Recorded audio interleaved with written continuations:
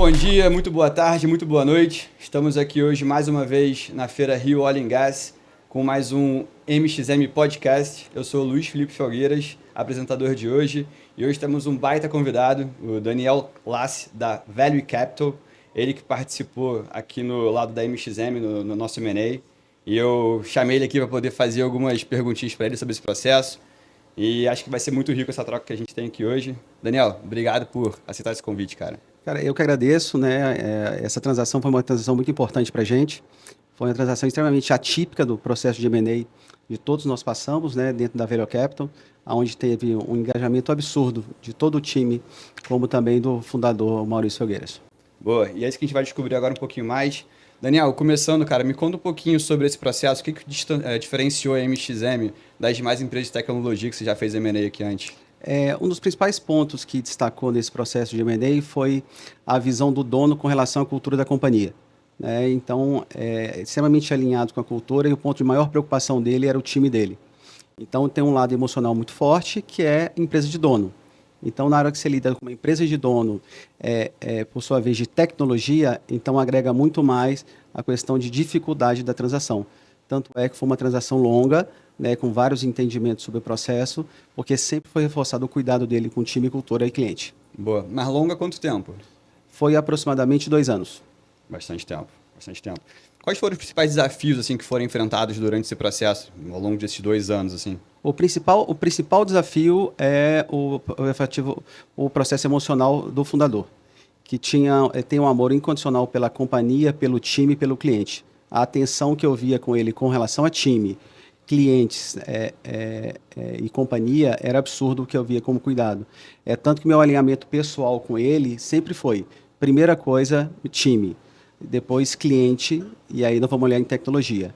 E na hora que a gente ia fazer o roadshow, a gente teve uma atratividade absurda no Brasil e no mundo sobre a tecnologia, principalmente na hora que eu falo que levantava o capô. Porque o que tem de tecnologia na MXM hoje, eu posso falar, porque eu conheci de detalhe que o mercado ainda não conhece o que tem de tecnologia investida ali dentro. E realmente o Maurício era um grande visionário.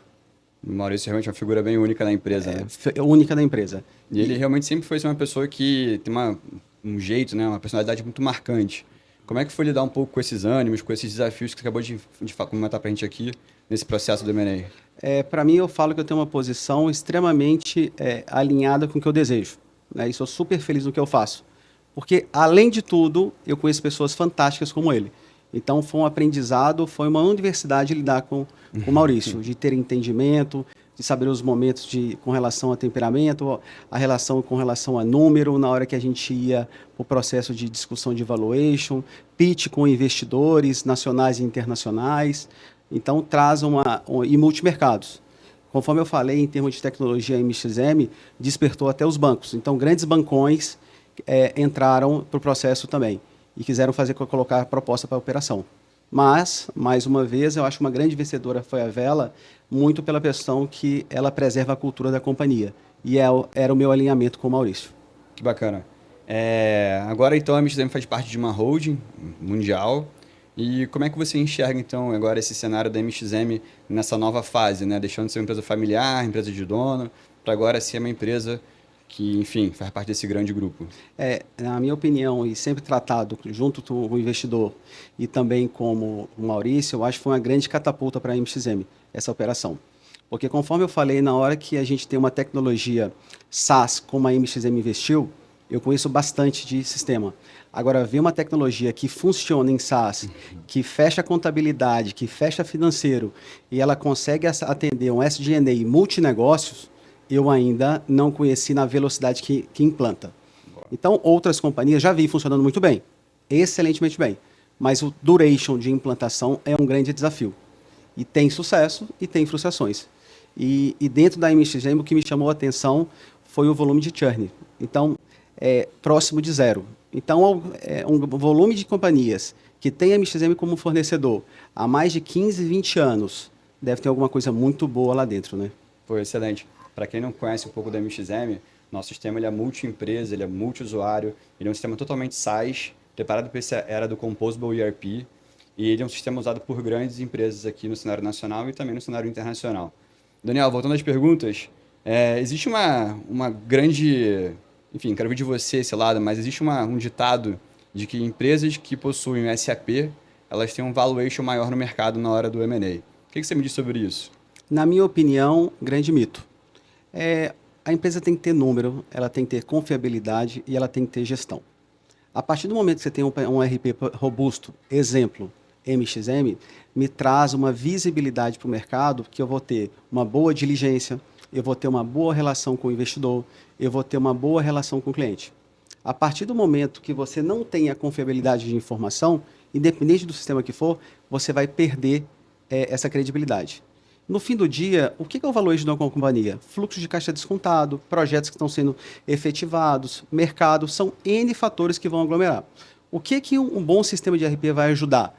Vai ajudar na velocidade de uma diligência, vai ajudar no processo pós-M&A, que é muito importante, que é a integração perante as outras companhias que estão sendo integradas. Então, esses processos, o investidor olha com um olhar extremamente positivo você ter um RP robusto do seu lado. Boa, bacana. Tem uma perguntinha também para você, cara. O que realmente influencia para essas empresas aqui que podem estar ouvindo a gente no lado do sell side? Qual é a parte de tecnologia que realmente influencia para o lado de quem está vendendo ali o seu negócio, que ajuda nesse processo de M&A, né?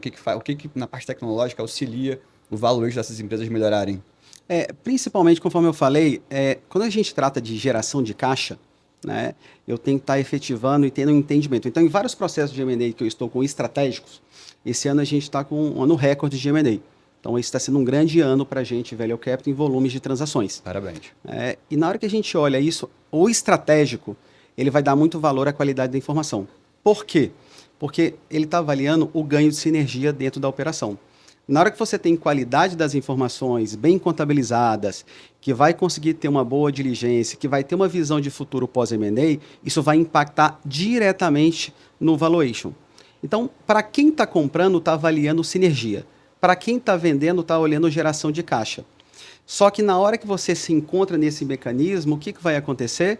Vai ter a elasticidade da negociação. É onde eu entro. Entendi. Então, é a visão do comprador, o que eu agrego para ela. Então, aonde pode chegar hoje a MXM com a vela? Eu não consigo te falar essa resposta.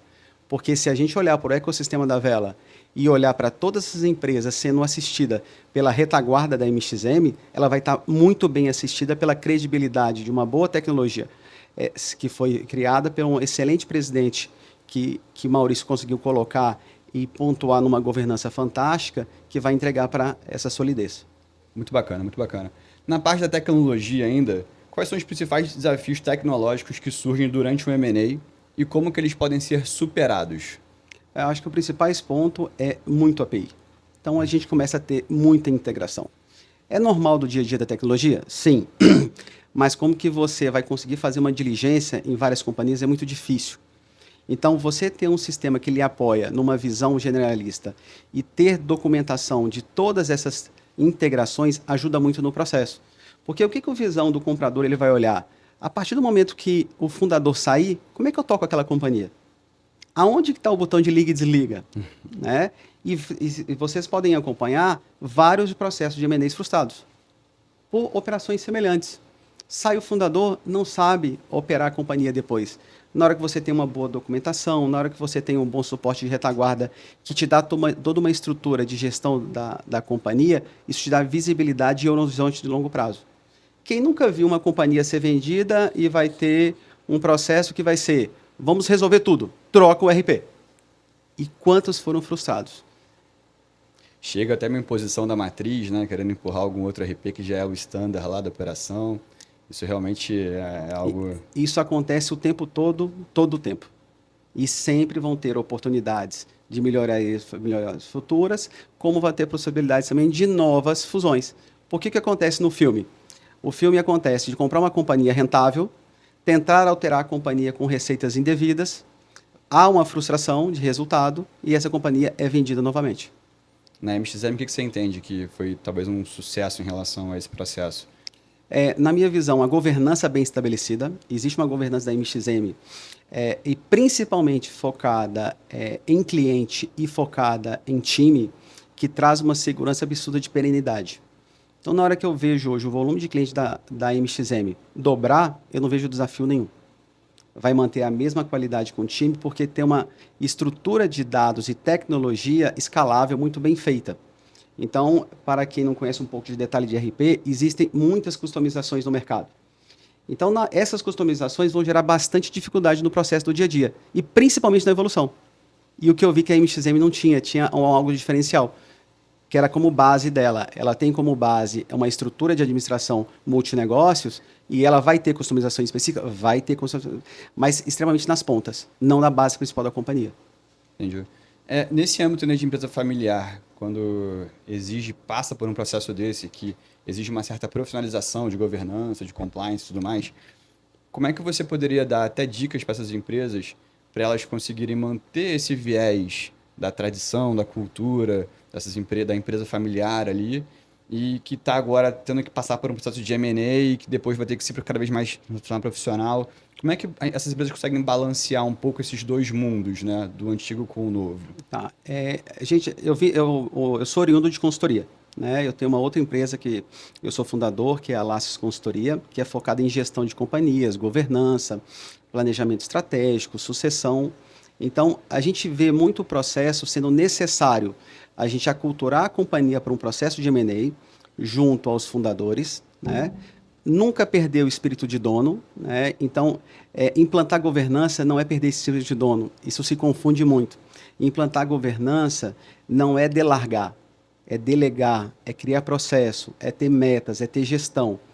Então, isso se perde muito no processo do dia a dia e há frustrações. Então, vocês podem acessar o mercado e vão ver várias companhias que trocaram presidentes por executivos e o dono teve que voltar. Por quê?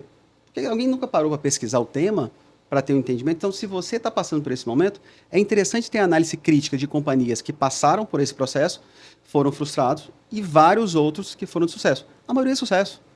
Mas tem que ser um processo muito estruturado com a operação. Alinhamento desde a premissa, onde vai da presidência até a ponta do time. O que está sendo feito, para que está sendo feito. E tem um papel muito importante nesse processo, que é o CFO.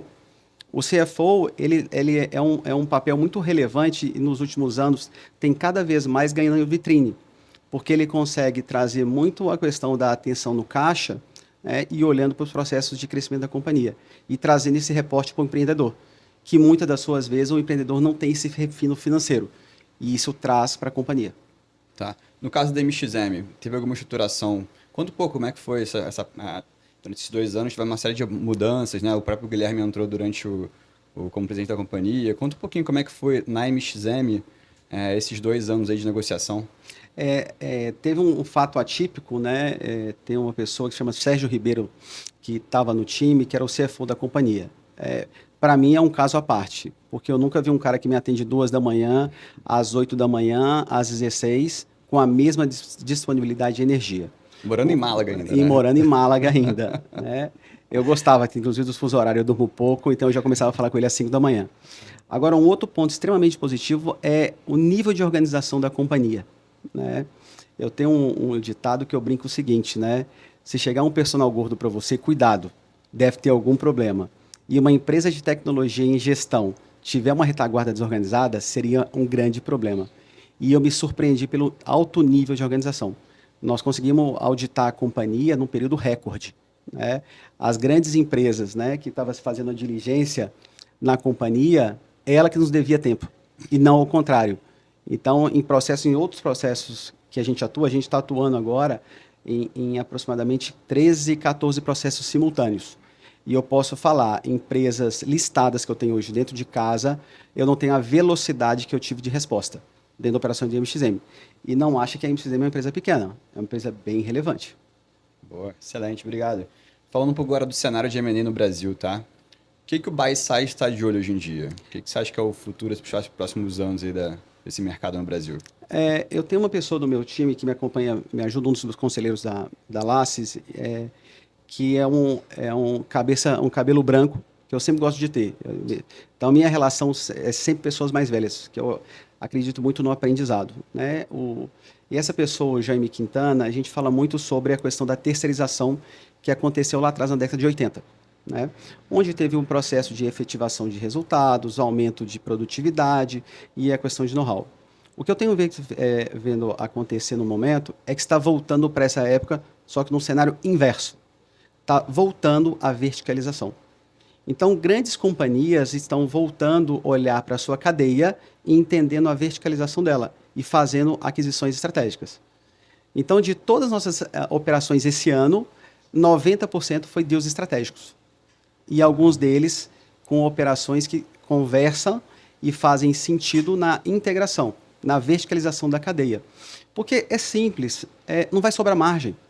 Então, quanto mais eficiente você tiver, mais rápido você vai entregar, com melhor eficiência você vai entregar, com maior qualidade você vai entregar, com maior planejamento tributário você vai entregar. Então, olhar para a sua cadeia. Então, grandes fornecedores pode estar na sua agenda de M&A. Tá. Tem algum setor específico, assim, dentro dessa cadeia que você citou, que você possa mencionar que está realmente em destaque? Em destaque, não. A gente está olhando... Posso falar de um deal agora de saúde, que nós fizemos agora, bem relevante no setor de oncologia. Fizemos alguns, né, que está bem ativo com relação de um grande player relevante que olha muito para a pessoa, para o médico, e ele olha muito para o sócio, né, que ganha um destaque sobre a comunidade médica. Né? Então, está voltando muito forte saúde, olhando para isso. E mais uma vez, o que eu voltei no tempo anterior, é a questão da margem. Ou você é eficiente, ou você tem um colapso na saúde, com relação às operadoras, que sofreu muito pós-pandemia com volume de sinistro. Então, você tem que ter parceiro sério que consiga te entregar essa operação. Né? Então, está olhando muito para esse mercado de saúde. Vai passar por uma reciclagem, na minha opinião. Outras indústrias, a gente acabou de fazer também um deal com laboratório, né? Um grande laboratório farmacêutico, né? Que na hora que a gente olha em termos de eficiência, né? Fizemos um deal estratégico, né? Onde que a gente, da Velho, é muito reconhecido por olhar fora da caixa. A gente conseguiu, a gente atuou no buy side, né? E essa operação, a gente foi contratado por uma indústria petroquímica para poder fazer a aquisição de um laboratório. E por quê? Porque laboratório tem embalagem, laboratório tem papel, laboratório tem logística, laboratório tem tributário e laboratório tem eficiência. Então, a gente consegue criar uma escala de valor e relevância. E, por incrível que pareça, né, o mercado achava que não ia ser um deal de sucesso, o deal, após 100 dias, né, ele está pegando números de EBITDA histórico que a companhia não teve nos últimos 5 anos. Pela sinergia que trouxe? Pela sinergia que trouxe, pela eficiência que trouxe, pela velocidade da atitude de dono que trouxe. E quem fez a aquisição foi uma empresa de 8 bi de receita. Adquiriu uma empresa de 1 bi de um setor diferente. Então, olhar para esses setores tem muito entendimento sobre o estratégico. Muito bacana, muito bacana. Essas mudanças que a gente tem visto, essa estabilidade política, né, de fato, como vocês veem que isso está influenciando de fato o M&A no Brasil? Você acha que isso é mais... o Brasil já está tão acostumado com essa insegurança jurídica e política que existe e isso não está afetando nada? Ou não, isso realmente tem algum efeito, sim? Tem efeito, né? Principalmente em empresas que têm uma alocação de capital a uma pessoa só, né? Ou um grupo familiar só. Então, ele está muito exposto, né, ao processo do país. Então, na hora que você pulveriza em sócios, você tem uma diluição de risco. Na hora que você está alocado todo o seu capital, da sua vida, da sua família, em uma única empresa, você já parou para pensar que qualquer mudança estratégica no governo vai afetar toda a perenidade da sua família e das suas sucessões que estão por vir? Então, existe sim um cuidado e existe sim uma atenção redobrada sobre o processo. E afeta sim sobre o processo das companhias. Então, alguém que estava em dúvida toma velocidade, alguém que não estava pensando começa a olhar. E, principalmente, o tema M&A no Brasil é um tema muito engraçado. Nos Estados Unidos, sempre foi conhecido o M&A como um fato de sucesso.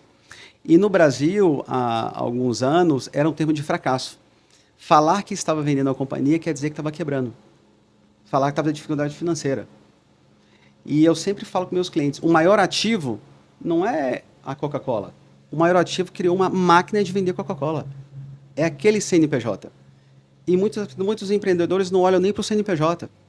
Onde eu sou muito detalhista com números. Você já olhou para o seu balanço esse mês? Você está olhando como é que está seu histórico da companhia, né? Que é o principal ativo da companhia. Então, olhar com essa visão aonde a gente tem o maior valor do ativo, né? Que é manter uma empresa organizada, de gestão. Como eu falei da MXM, não tinha passivo nenhum dentro da companhia. Como é que uma empresa de Hoje acho que 32 anos. 32 anos não tinha passivo? Como assim? Que nível de organização entrega? Né? Era ínfimo a operação, porque sempre preocupou com o CNPJ. Boa. Como é que os juros afetam essa equação? Os juros afetam ao desinteresse dos investidores financeiros e aumenta o interesse do estratégico. Porque o estratégico ele vai virar muito competitivo por causa do que eu falei do ganho de sinergia, que está fora do financeiro. Então, o financeiro está olhando escala, colocar investimento numa companhia, ele tem um período, aumentar a taxa de retorno da companhia e devolver isso para os seus investidores. E é um grande mercado que eu admiro muito. Tem vários cases no Brasil que eu admiro muito. Eu lido com fundo todo dia, o dia todo. Eu adoro lidar com fundo. E os estratégicos olham o que pode estar além disso, que são os ganhos de sinergias, como eu citei agora anteriormente. Então, se avaliar, vários setores estão sendo disruptivos e estão olhando, ao invés de deixar o dinheiro do caixa na companhia aplicado, o que eu posso fazer numa agenda de M&A que vai me trazer maior do que a taxa de juros. Boa.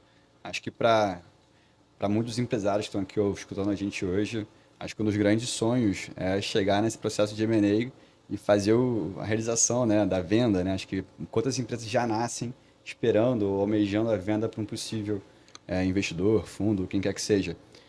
Como é que você recomenda para esses empresários que estão aqui escutando a gente hoje, como é que eles podem maximizar o valor da companhia deles por um eventual processo de M&A?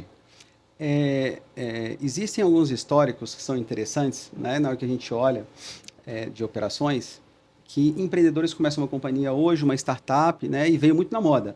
Vou montar uma startup, vou decolar e vou vender em 2 anos por um caminhão de dinheiro. Né? E aí, na minha opinião, não é fim, é meio. Então, na hora que você tem uma tratativa do seu dia a dia da companhia, automaticamente vai vir o efeito de valor de mercado. Então, qual o propósito de entrega? Se você quer ser a melhor transportadora, seja um transportador eficiente. Se você quer ser uma rede de concessionárias de veículos, seja a melhor do seu setor.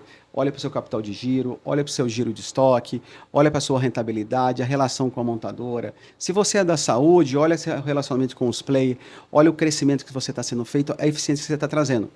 Então, a receita que eu dou seja bom no seu mercado. Seja bom no que você está se propondo a fazer.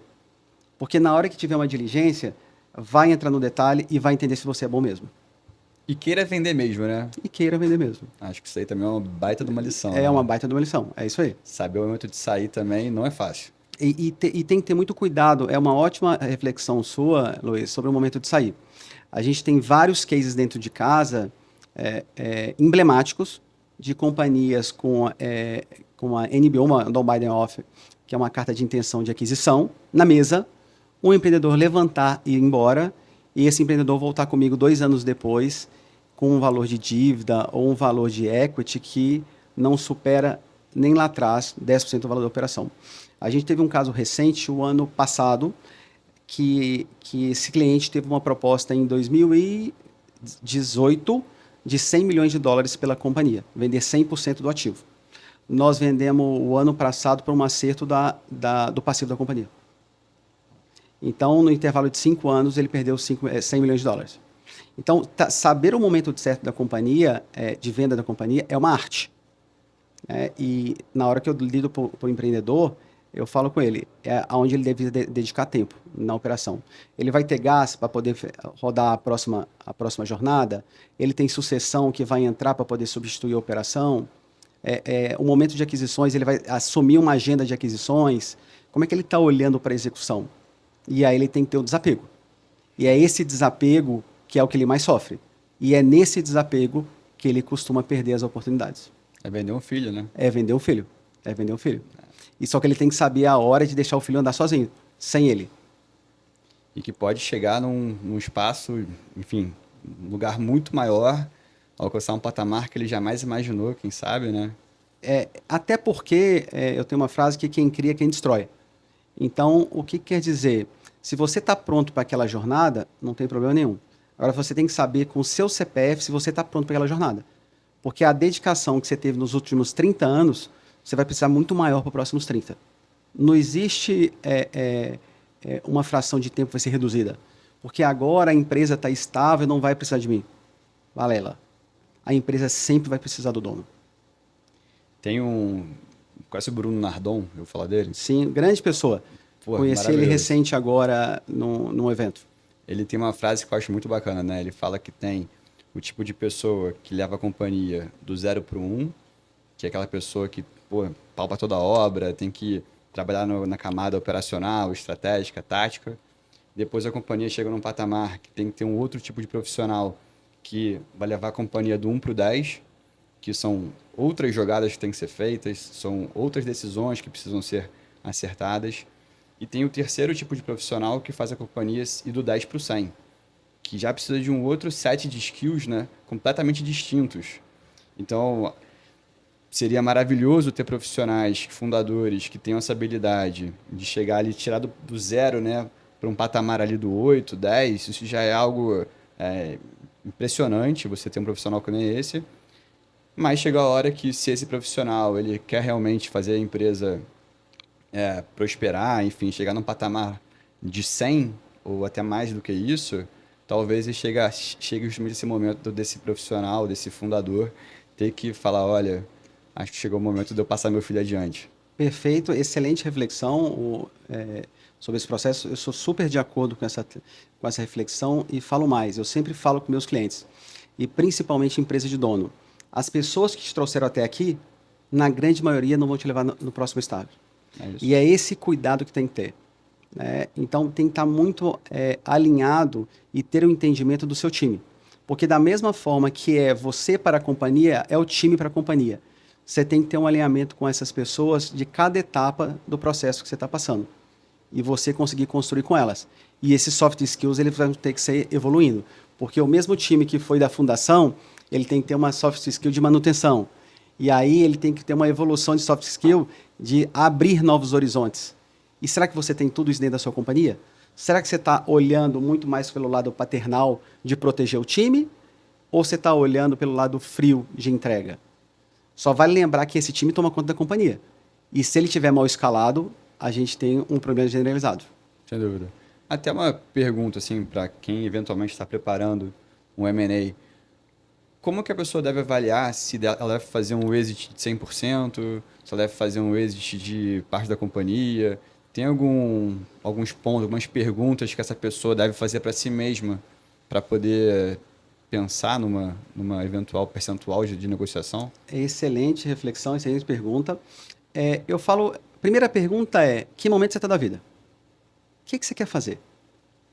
Então, assim, eu estava com um jantar no final de semana com um possível novo cliente que pediu nossa ajuda agora, de uma companhia que fatura seus 2 bi de real, que tem 51 anos, né? E ele falou, Daniel, vamos vender a companhia, cheguei no momento, né? E com aquela reflexão, eu falei com ele, tá bom, e o que você vai fazer amanhã? Aí eu brinquei com ele, né? Ele estava com a esposa. Se você chegar amanhã dentro de casa, todo dia, o dia todo, eu vou ter um problema com a sua esposa, né? E aí ele brincou, Daniel, faz sentido a sua reflexão. Então, assim, é um negócio muito estratégico e depende muito do dono e o sucesso dele é ele, né? E eu estou desenhando um modelo da gente vender 75 e ele ficar no conselho com 25, né? Então, assim, para esse negócio, extremamente alinhado. Porque ele tem momento, ele tem energia, ele quer contribuir muito ainda para o negócio, né? O investidor vê a participação dele uma participação extremamente relevante, porque ele está no game junto. E existem várias histórias de companhia que os 25, daqui a alguns anos, vai valer mais do que os 75. Eu tenho várias histórias que eu posso contribuir em outro momento. Boa, bacana. Pós-M&A, como é que durante o processo você avalia várias sinergias entre quem está adquirindo e quem está vendendo ali, né? Tem dicas assim que você pode dar para essas sinergias que elas de fato ocorram pós-M&A? Sim. Quem está no buy side, primeira coisa é quebrar os mitos que M&A é difícil. M&A é complexo. Você está comprando uma cultura. Então, é para ser complexo. Só que na hora que você olha em termos de crescimento ou estratégico, ou mercado, ou tecnologia, ou know-how, eu sempre faço a pergunta, quanto tempo você vai levar para desenvolver sozinho? E isso é a graça do M&A. Esse é o charme do M&A. Só que na hora que você vai entrar e vai analisar um deal, né, você sai do número e vai para a diligência técnica, de entender as integrações da companhia. Então, um dos grandes fatos de sucesso de uma integração são os 100 dias após a aquisição. Então, esse processo, conforme a sua pergunta, quais foram as medições esperadas na integração? O que você planejou na integração? Cadeia de suprimentos, prazo com relação a fornecedores, planejamento tributário, que você tem algum regime tributário e que você adquiriu não tinha aquele regime tributário, SG&A que você vai reduzir e você consegue aderir, né? Logística que você consegue olhar dentro da sua estrutura. Isso tudo vai estar projetado dentro do seu plano de negócio. E aí, qual é o segredo? Fazer monitoramento e acompanhamento. Então, na hora, o M&A começa desde a hora que você bate a primeira ligação, né, a hora que você faz o closing do fechamento. Só que na hora que você faz o closing, é na hora que começou a contar o relógio da decisão que você tomou lá naquela ligação. É ali que vai ser o resultado. Tanto que grandes companhias medem esse resultado e bonificam, né, o time diretor da companhia, que aí está o sucesso do M&A.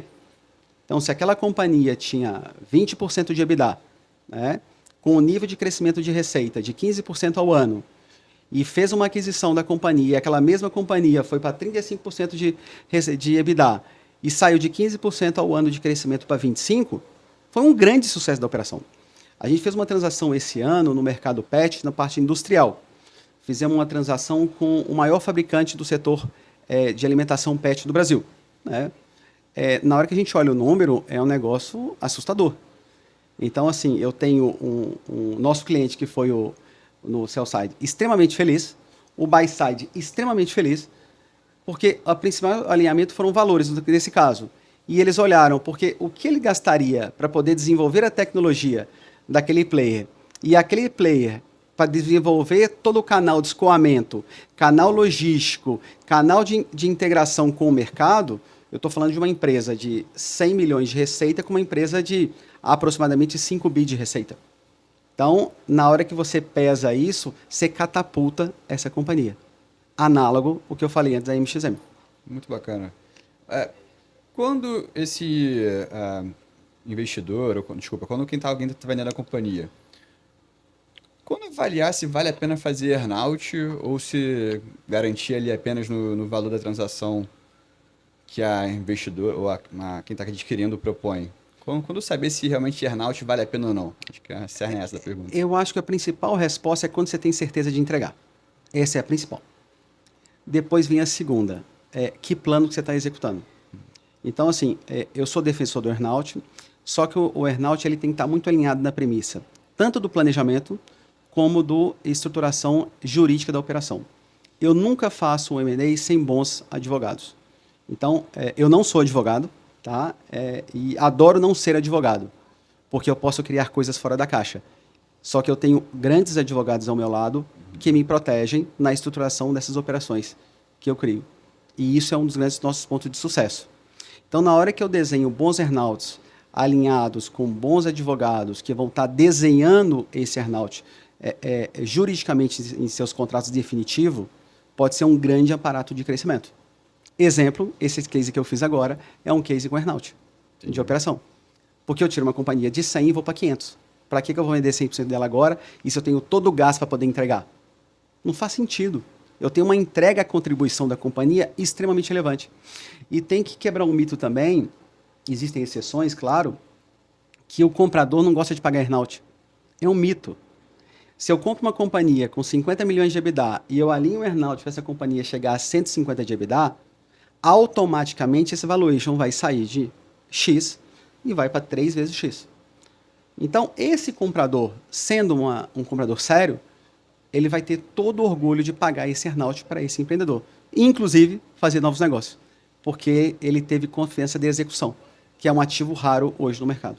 Boa. Poder de execução.